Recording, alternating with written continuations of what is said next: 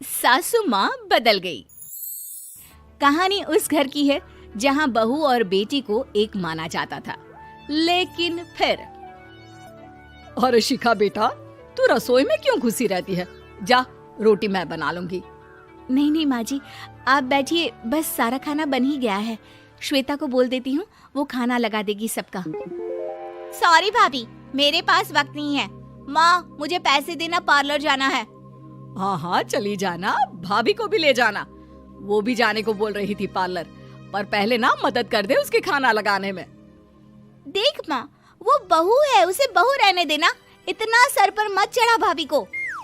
श्वेता, ज्यादा मत बोला कर। बहू और बेटी में कोई फर्क नहीं होता है। जा जाकर काम कर।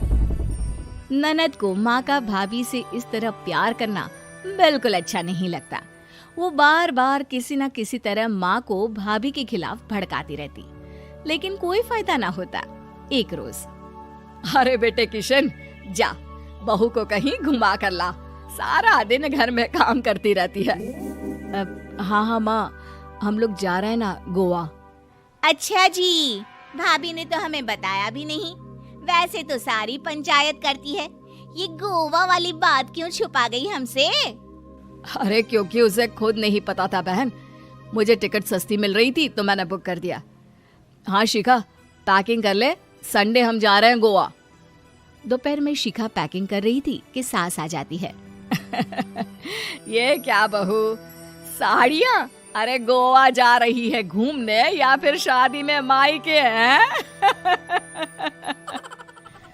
माँ जी, ऐसा कुछ है ही नहीं, समझ में नहीं आ रहा क्या रखूं कपड़े में। अरे तेरी और श्वेता की साइज तो एक ही है, उसके कुछ मॉडर्न कपड़े ले ले, आकर लौटा देना। हाँ माँ जी, ये ठीक रहेगा। शिखा श्वेता के पास जाती है और उससे कपड़े मांगती है। ना जी ना, मैं अपने कपड़े ना दूं, वैसे भी फैल जाएंगे मेरे कपड़े, बहुत महंगे वाले हैं। शिखा मुंह लटकाकर कमरे में आ जाती है तो सास कहती है, चल तैयार हो जा, तुझे मैं शॉपिंग करा कर लाती हूँ गोवा की। बस फिर क्या था, सास बहू निकल जाते हैं मार्केट और एक से बढ़कर एक ड्रेस खरीद कर घर आते हैं। पहले बता देती कि नए कपड़े दिलाने वाली है भाभी को, तो मैं अपने ही दे देती ना भाभी को, मुझे दिला देती नए कपड़े।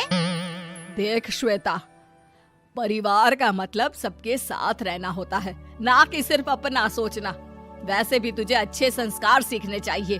और रही बात कपड़ों की, तो शिखा, आज से घर पर भी तू मॉडर्न कपड़े ही पहनेगी। कोई जरूरत नहीं है ये साड़ी वाड़ी लपेटने की।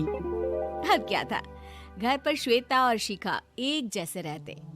एक बार पड़ोसन आती है। अरे बेटा, अपनी माँ को तो बुलाना जरा, बात करनी है। शिखा सास को बताती है और रसोई में चली जाती है। ये आपकी बेटी बहुत बड़ी हो गई है, इसके लिए एक रिश्ता है, कहो तो बता दूं। ये बेटी नहीं बहू है, घर में सब एक जैसा ही रहता है। वैसे मेरी बेटी भी बड़ी हो गई है, कोई रिश्ता हो तो जरूर बताना। पड़ोसन रिश्ता लेकर उन लोगों के घर आती है। तब श्वेता की होने वाली सास कहती है, तो ये घर है, कितने मंजिल का है? और ये बहू ने आपकी क्या पहन रखा है, जीन्स टॉप? अरे भाई, साड़ी वाड़ी नहीं है क्या इसके पास?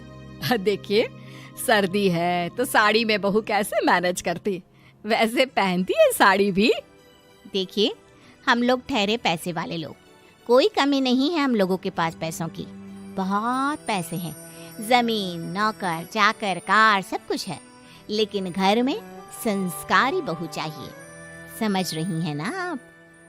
सास कुछ कहती कि श्वेता बोल पड़ती है, हाय रे, नौकर चाकर से लेकर जमीन, कार, पैसा, हाँ हाँ मुझे रिश्ता मंजूर है मुझे। अरे रुक जा श्वेता, मैं बात कर रही हूँ ना। देखिए, हम लोगों के घर इतनी आजादी नहीं मिलेगी। अरे हाँ कर देना माँ, हाँ कर दे जल्दी से। सास क्या करती, बेटी की शादी ऐसे घर में कर देती है जहाँ ना उनके विचार मिलते हैं और ना ही आचार। शादी के बाद एक रोज फोन पर, श्वेता बेटा, एक बार घर आ जा, बहुत दिल करता है तुझे देखने का।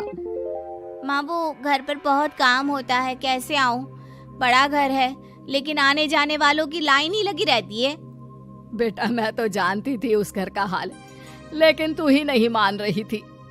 माँ देख, हर घर का यही हाल है। तेरी बेटी को यहाँ घूंघट हटाने की परमिशन नहीं है और एक तरफ भाभी स्कर्ट पहनकर घूम रही है।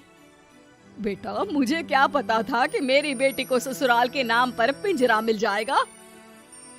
अच्छा माँ, फोन रखती हूँ, सास को गर्मा गर्म रोटी खिलानी है। तुम लोगों की तरह नहीं कि एक रोटी बनाओ, एक सब्जी बनाओ, फिर सारा दिन फ्री होकर घूमो।